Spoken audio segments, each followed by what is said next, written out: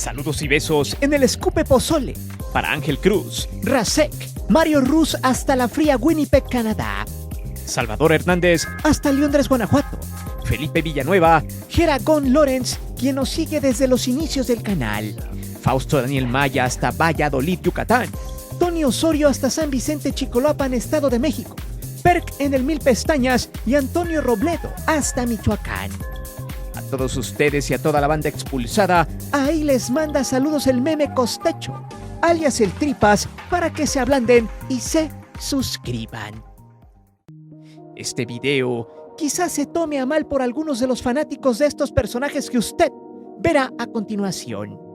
Y es que para muchos, sus historias son símbolo de estoicismo, dignas de aplaudir, de que siguen al pie del cañón en los escenarios aunque sus visitas al geriatra sean cada vez más constantes o que salgan con la diálisis a cuadro, de que en pleno show se les caigan las dentaduras o a duras penas las rodillas puedan aguantar el peso de su cuerpo. Actores mexicanos que se niegan a morir en el escenario. Sin embargo, algunos, tristemente, jamás en la vida pudieron hacer otro personaje, por lo cual no les quedó más que seguir mamando del único que les dio para comer. O en su defecto, necesitaban seguir explotándolo para pagar sus deudas o simplemente para seguir vigentes. Algunos otros tomaron a su personaje por envidia. Soñaban con tener el aplauso eterno de las audiencias, solo para tener fama y ser reconocidos siendo su propio monumento al alter ego. Otros simplemente siguieron haciendo lo mismo, el mismo formato cómico, que les dejó mucho dinero, y ahora deambulan por allí, solo siendo un simple recuerdo. Sin embargo, mucha gente también piensa lo contrario, que son unos vividores y que se quedaron encasillados en la misma figura que les dio réditos en los años 70s y 90s, y que a su ya muy avanzada edad es patético, una pena y una lástima seguirlos viendo chochear en los escenarios, todo porque no ahorraron, tienen deudas o simplemente siguen deseosos de popularidad y aplausos. Incluso algunos siguen forzando la voz, cuando a duras penas, y pueden respirar llevando incluso con ellos un tanque de oxígeno.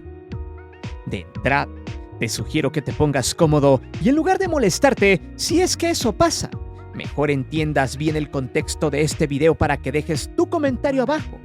Pues tú, si estuvieras en sus zapatos, ¿qué harías? ¿Quién de todos estos fue tu ídolo? ¿Quién te caía mal? Y por cierto, si te gusta el video y no te has suscrito al canal, no esperes más. Es completamente gratis y así tendrás nuestro contenido recién salidito del horno expulsado. Y recuerda, la verdad no peca, pero incomoda. Es por eso que hoy te presento 4 actores mexicanos que fueron devorados por sus personajes. Antes de seguir con el video, te invito a suscribirte al canal, activa la campana de notificaciones para que recibas todo nuestro material y las narraciones en vivo. Te divertirás, te lo aseguro.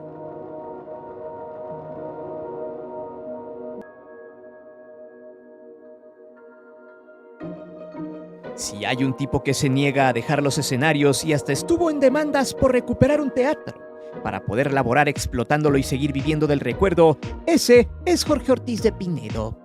Un tipo que en los años 90 y 2000 se hizo famoso por hacer una serie sketch llamado Cero en Conducta, la cual muchos conocían como la escuelita de Jorgito, programa el cual tuvo mucho éxito en tiempos donde la televisión embrutecía a millones de audiencias y cuando ya se veían sin tabús muchos contenidos con doble sentido y puercones en horarios estelares y familiares. Pero la historia de Jorge Ortiz de Pinedo no empieza allí, pues es hijo de un actor cubano llamado Óscar Ortiz de Pinedo y de la actriz Lupita Palaz, quien dio a luz a Ortiz de Pinedo en Colombia, justamente en una gira en Bogotá, por allá de 1948. En tiempos del Bogotazo, situación crítica que hizo alusión a los disturbios sociales tras el asesinato de Jorge Eliezer Gaitán, un político liberal en aquel país. Allí, la turba enardecida hizo muchos destrozos por la ciudad, incluso el teatro donde sus papás se presentaron, el cual fue incendiado, por lo que tuvieron que salir de Colombia con el niño recién nacido y en brazos, por lo que vivieron un éxodo hasta llegar al puerto de Caracas en Venezuela, donde tomaron un barco que los llevaría hasta Veracruz, donde finalmente registrarían a Jorge. De allí, la historia se cuenta sola, ya que a la edad de 8 años tuvo su primera aparición en el cine mexicano, en la película Dos Angelitos Negros, y luego, a los 10 años, sus papás le echaron la palanca para que llegara a las filas de Telesistema Mexicano en teatro familiar. Sin embargo, ya de adolescente y venido del seno de una familia ciertamente pudiente, decidió emprender su camino en solitario. A los 15 años se fue de su casa para seguir laborando en producciones teatrales en la Ciudad de México. Hasta llegó a hacer novelas para Televisa y como era bien portado y tenía pinta de galán, Ortiz de Pinedo incursionó en este tipo de contenido. Sin embargo, lo de él era la comedia, por lo que a finales de los 80, para ser exactos en 1987, tomó la historia de Abel Santa Cruz con el Dr. Cándido Pérez, serie que duraría 5 años y la cual lo llevaría a la cumbre del éxito, enclochándose a la que fuera su esposa en la serie Nuria Bajés y empezando a ser uno de los cómicos emergentes de la época. De hecho, la serie se grababa en vivo en el Foro 2 de Televisa San Ángel, o sea, había público presente, y eso le daba esa naturalidad a la historia y a la ambientización de la serie. Era literal, una obra de teatro. Ese estilo era el que le gustaba al actor, el cual veía cómo hacía clic con el público mayor de 25 años, que en ese entonces era parte de la base trabajadora del país. Y muchos lograron incluso relacionarse con las aventuras del Dr. Cándido Pérez, quien no solo culeaba, sino que era mofa de la sociedad mexicana de la época. Una parodia total sobre el sistema de salud, de la clase media y sobre todo del gremio de medicina. El éxito de la serie fue tal que duró 7 temporadas con un total de 298 programas, al grado que tuvieron que hacer 2 películas en 1991 y en 1992. Cándido Pérez, especialista en señoras, y Cándido de día y Pérez de noche. Recordando que Cándido Pérez era un doctor mujeriego, misógino y gandalla, más con su suegra, estereotipando la sociedad mexicana de la época que promovía la borrachera en un matrimonio satanizado por la suegra, y donde regularmente se calificaba de manera despectiva a varios personajes. De hecho, luego de más de 30 años, Televisa mandó a hacer un refrito de Cándido Pérez con Arad de la Torre como protagonista, siendo un auténtico fiasco. Pero, para no hacer el cuento largo, Ortiz de Pinedo se casó con sus personajes, al grado que en los años 2000 llegaría Cero en Conducta, un Cándido Pérez vestido de secundariano, serie que fue el boom de su época, y donde la mayor parte de los actores tuvieron finales ciertamente trágicos. La historia se basaba en un salón de clases donde se albureaban, se picaban a las morras con los ojos, las sexualizaban y además troleaban a los tragasables, además de ridiculizar a los profesores. Se mofaban de ellos. Esa comicidad es algo que en estos tiempos ya no funciona. Asimismo con la serie Una familia de 10, la cual le dio un poco más de fama y lo mantuvo vigente hasta el 2015. Fue allí, en ese punto, donde Ortiz de Pinedo fue caducando poco a poco. Televisa lo terminó por mandar a la Gaber, al grado de que el tiempo, las nuevas generaciones y los distintos pensamientos sociales fueron arrumbando a este actor, orillándolo a solo seguir haciendo teatro. El problema es que el señor se ha encasillado en lo mismo y no ha salido de allí. De hecho, a raíz de que su mamá y su papá se fueron al Averno, el tipo se quiso quedar con la herencia. Tuvo problemas familiares y además, por ahí del 2019, Ortiz de Pinedo se mudó al Centro Cultural San Ángel en la alcaldía Álvaro Obregón. Pero al llegar a esa demarcación, Laida Sansores descubrió que el actor había subarrendado el lugar y no había pagado lo que le correspondía de ganancias a la alcaldía, como estaba estipulado en el contrato. Por lo que en enero del 2020 se le venció el contrato y ya no le rentaron nada. Por lo que Ortiz de Pinedo anduvo en varios medios no afines a la 4T diciendo que era una injusticia y que él había metido 8 millones de pesos para arreglar el teatro, cosa que no comprobaron. Desde ese momento, el actor y su hijo Oscar han sido fieles detractores de la 4T, mientras que en realidad el actor explotaba un bien público para su beneficio privado. Por cierto, desde 2010 el actor tiene problemas en los pulmones gracias a que era un chacuaco asqueroso de joven. Padeció cáncer en un pulmón y la libró. A raíz de eso, su sistema respiratorio se ha ido deteriorando al grado de andar por todos lados con su tanque de oxígeno. Si bien ya se retiró de los escenarios, se niega a retirarse del trabajo. Textual, dijo en entrevista: "Ese susto que pasé me provocó diabetes. Soy diabético. Y por haber fumado 47 años de mi vida tengo EPOC. la enfermedad pulmonar crónica. Por cierto, muchos cuentan que Ortiz de Pinedo y su familia son unos déspotas con la gente, pero que muchas veces se hacen pasar por víctimas. ¿Tendrán razón?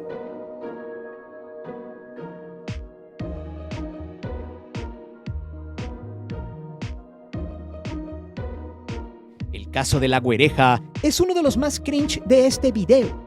De hecho, María Elena Saldaña sabe perfectamente bien que aunque esté en silla de ruedas y casi con el pañal Tena a tope de lleno, ella quiere estar vigente.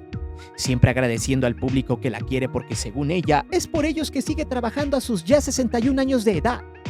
Por eso, aquí en verdad, hay que señalar que a pesar de su enanismo, la güereja, o como su nombre real del personaje es Mariquita Pérez Castro, la cual nació en el 92, cuando Benito la invitó al programa que hacía con el talqueado de Paco Stanley llamado Ándale. Supo hacerla gracias a los pericazos de Benito y a su picardía, pero sobre todo a la pasión que le ha puesto durante más de 40 años al arte teatral y actoral. De hecho, la güereja tristemente es el personaje que más le ha pegado a María Elena Saldaña y por el cual muchos la recuerdan. Mismo que sigue vigente a pesar de que su papiringo haya apagado el equipo desde el 2023, después de romperse la madre en su casa tras una caída de la cual ya no se recuperó. De hecho, Benito Castro hizo que el personaje de Saldaña saltara a la fama, mismo quien se reivindicó a principios de los 2000.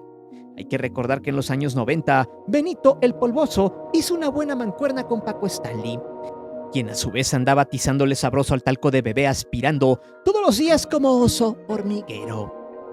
La dupla Saldaña-Castro fue épica en los años 2000, ya que series como La Güereja y Algo Más y Güereja de mi vida fueron una de las mejores de la década, a pesar de su corta duración. De La Güereja y Algo Más solo se grabaron 52 capítulos, mientras que de La Güereja de mi vida, donde solo eran Benito y Saldaña, se grabaron 31. Sin embargo, María Elena tocó el éxito con esta serie, por una simple y sencilla razón: la temática, la cual trataba de un padre soltero que cuidaba a su hija. Muchos se reflejaban en esto, misma que hacía travesuras y trataba de sacar de quicio a quien se la atravesara. Aquí hay que poner en contexto lo siguiente, y curiosamente al menos en la primera serie, el hijo de Chabelo fue el productor, pues la temática era similar a lo que su papá hizo por años, una fórmula ya probada en México. Un señor o señora ya grande personificando a un niño, el cual hace referencia al síndrome de Peter Pan o infantilismo. Y si bien tanto Chabelo como Saldaña solo cumplían con sus personajes, el hecho de que hayan seguido hasta el final de sus días en el caso de Chabelo y en la actualidad con la güereja se asocia a ese trastorno, a sus ganas de seguir exprimiendo a un personaje de niño, ya que ver a un señor anciano vestido de infante en estos tiempos es demasiado enfermo. Sin embargo, a la gente de 35 años para arriba le vale madre y han aclamado a la güereja por mucho tiempo, debido a su perspicacia de llevar un personaje infantil para hablar de cosas de grandes. Allí radica su éxito, en cómo la güereja se desinfantiliza a la hora de actuar a pesar de que ya no pueda ni caminar. María Elena ha estado laborando desde los 80s hasta este 2025 en comicidad, siendo los años 2000, donde adquirió un mundo de fama. De hecho, la mayor parte de la gente que la recuerda es porque se sentaba en las tardes noches frente al televisor para ver el sketch que hacía al lado de Benito Castro. También hay que recordar que estuvo una temporada en Cero en Conducta, uno de los sketches más famosos de la época, con Jorge Ortiz de Pinedo. Sin embargo, pregunto, ¿quién conoce algún otro personaje de María Elena? Muy pocos, pues en realidad la actriz hizo simbiosis con la güereja, siendo el único a la fecha el cual le sigue dando de comer. María Elena se casó, inclusive se decía que mantenía a su último marido, pero según ella, comparten varios negocios los cuales son de ella. Además, tiene 2 hijos. Curiosamente, el varón tiene mucho parecido a Adal Mamones y le han echado carrilla porque según es el padre no reconocido del hijo de Saldaña. Actualmente la güereja seguirá trabajando y cuando se pueda, seguirá explotando el personaje de siempre, a pesar de que ya los cachetes los tenga caídos, los pómulos arrugados y se vean los estragos de la vida y de la edad, los cuales le han pasado una factura muy cara a pesar del vestido de niña de 9 años que pretende seguir vistiendo.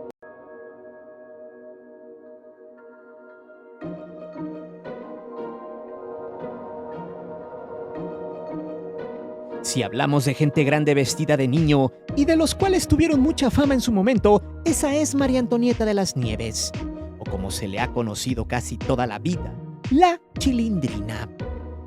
Pasan los años, pasan las décadas y el tiempo que no se detiene, pero así, como María Elena Saldaña, ahora María Antonieta de las Nieves ha hecho exactamente lo mismo, vivir de un solo personaje y nada más, pues su carrera como actriz inicia desde las penumbras y de remar contracorriente, hasta buscar quedarse en la mente de los fans, a pesar de que su vigencia en las pantallas se fue degradando al pasar de los años. A diferencia de Doña Chancluda, que utilizó el cuerpo Matic para llegar lejos, María Antonieta de las Nieves no lo hizo, a pesar de tener una belleza extravagante en sus mejores épocas. A raíz de la serie de Chespirito Sin Querer Queriendo, donde solo cuentan lo que más les conviene para romantizar un sujeto tan oscuro como Roberto Gómez Bolaños, el protagonismo de la Chilindrina ahora se entiende un poco más, y cómo es que a inicios, cuando comenzó el proyecto, se negaba a participar. Al final, terminó por buscar quedarse con el personaje, porque desgraciadamente, así como muchos otros, ya no pudieron salir de la figura a la que dieron vida en la serie. María Antonieta de las Nieves empezó su carrera como actriz de poca monta hasta que en 1958 apareció con un papel secundario en Pulgarcito. De allí se dieron cuenta que María Antonieta era muy histriónica y además muy amena cuando hablaba o contaba alguna anécdota.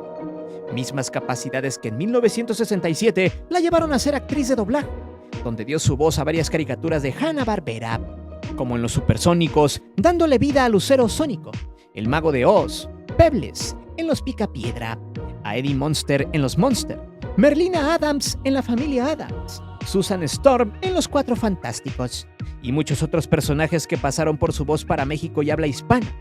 Sin embargo, en 1968, Chespirito la fue a ver para pedirle que regresara a la actuación con un papel de una niña gandalla, pobre chillona, haciendo su debut en el sketch llamado Ciudadano Gómez. Allí nació la Chilindrina, la cual tiene diversas teorías de cómo fue que se le quedó el apodo. Algunos dicen que era por las pecas, las cuales parecían el azúcar quemada de una chilindrina de pan. Otros, en que el término chilindrina se le dice a quienes se llaman espergencia.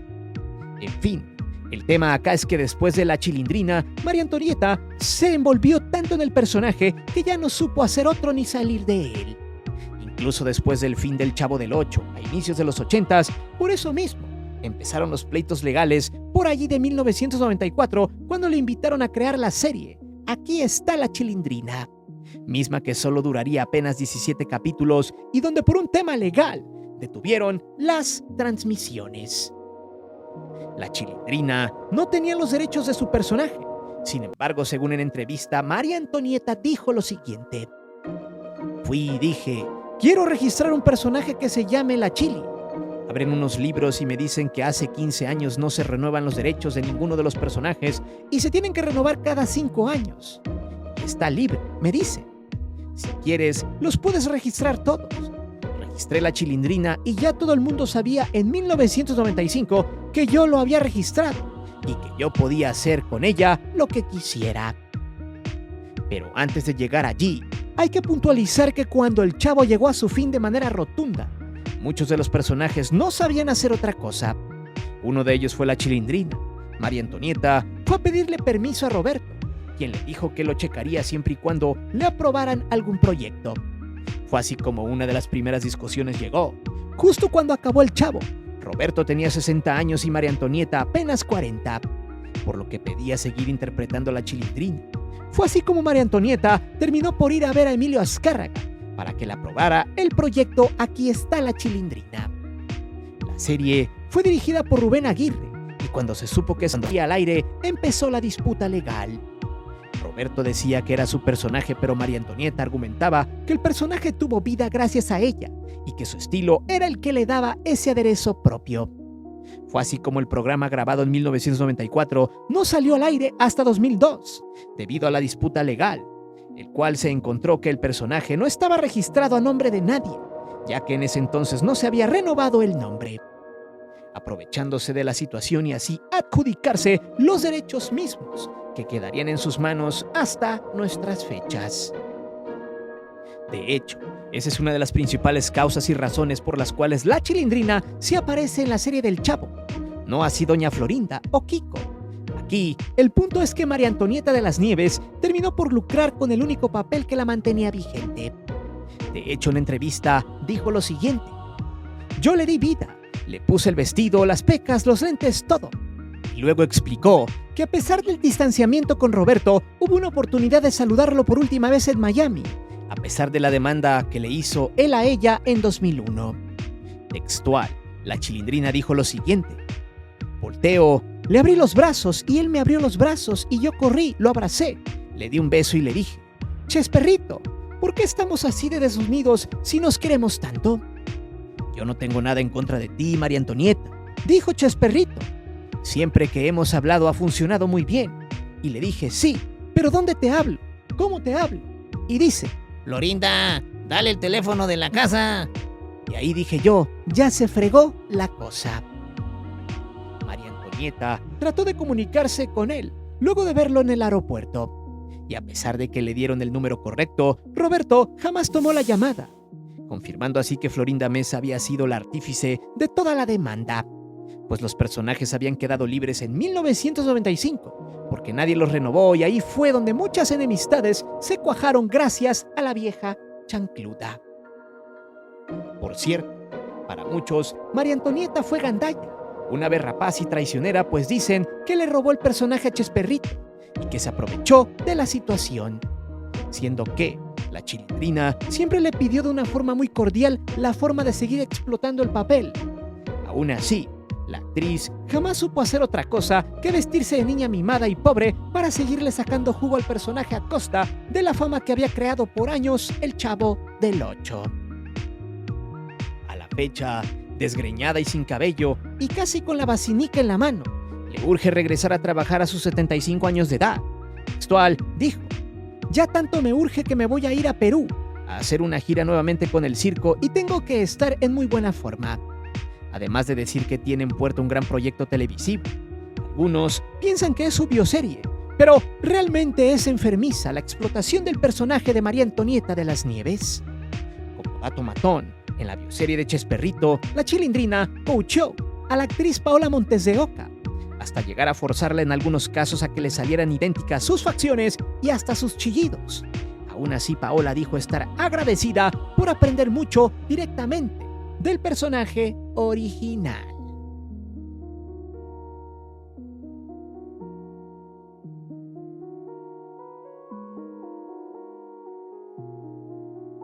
Este quizás sea el tipo más infame, grotesco, gandalla, ojete, grosero y petulante de esta lista, pero a su vez muy aplaudido en México y América Latina.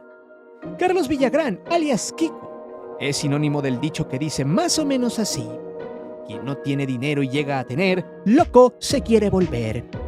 Y si bien Chesperrito era un personaje oscuro y rancio, pues tenía sus falencias como persona. Luego de ponerle el cuerno a su mujer con la vieja chancluda y mandar a la riata a la morra, que estuvo con él en las buenas y en las malas, eligió mejor una Pepa joven, pero altamente probada por otros dos tipos.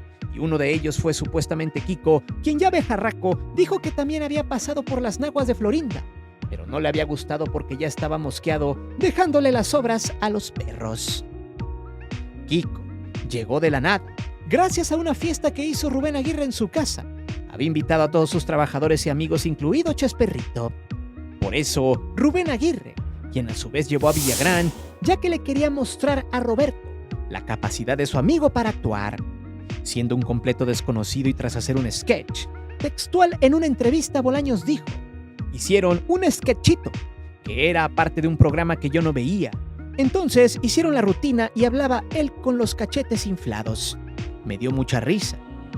De allí, y bajo el consejo del profesor Girafales, Villagrán fue parte del elenco, mismo que tendría una fama incalculable en América Latina. Sin embargo, por allí de 1978 las cosas cambiaron. Kiko empezó a crear enemistades, a sentirse más que los demás, engreído y alzado. Kiko deseaba la vida que Chesperrito tenía, además de tener mucha envidia, cosa que en 1980, en una entrevista con Don Francisco, dijo lo siguiente: yo considero que el Kiko es mío, pero él por intereses lo quiere seguir conservando. El actor es el que hace el personaje. Yo busqué la gorrita porque tengo entradas muy pronunciadas y busqué el traje de marinerito. Fui con Chespirito y le inflé los cachetes. No obstante, años atrás en una entrevista para la televisión de Chile, Villagrán aceptaba, con una gran dosis de humildad, que el personaje de Kiko era de Gómez Bolaños y que él era la mente tras de él, y que Carlos Villagrán solamente le daba vida humildemente. Allí es donde entra la ambición de Villagrán, quien al paso de los años empezaba a desear lo que Chesperrito tenía. Ya le había insertado la pija sabrosa a doña Florinda, pero ahora quería su fama y dinero. Por eso en 1978 empezó a resquebrajarse el grupo, y Villagrán salió abruptamente del elenco, llevándose el personaje consigo a Venezuela, donde lo explotaría con el nombre de Kiko con K, y hasta se llevaría con él a Don Ramón. La serie fue una tremenda basura, digna de un escupitajo con un buen gallo verde y viscoso, siendo cancelada rápidamente. Pero en 2003 y en múltiples entrevistas, Gómez Bolaños diría lo siguiente con respecto al tema. Yo le aconsejé que no hiciera nada más al Kiko, porque podía hacer muchas cosas y es muy gracioso.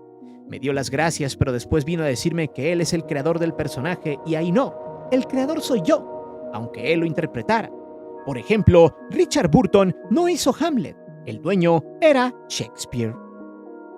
Por mucho tiempo, Carlos Villagrán estuvo en un litigio muy cansino para obtener los derechos del personaje. Al final, pudo hacerlo para explotarlo en Sudamérica. De hecho, hace más de un año, en una escena totalmente repugnante que da evidencia de la triste realidad de Carlos Villagrán con Kiko, este va subiendo unas escaleras para abrir un show en Brasil, cuando casi se rompe la madre.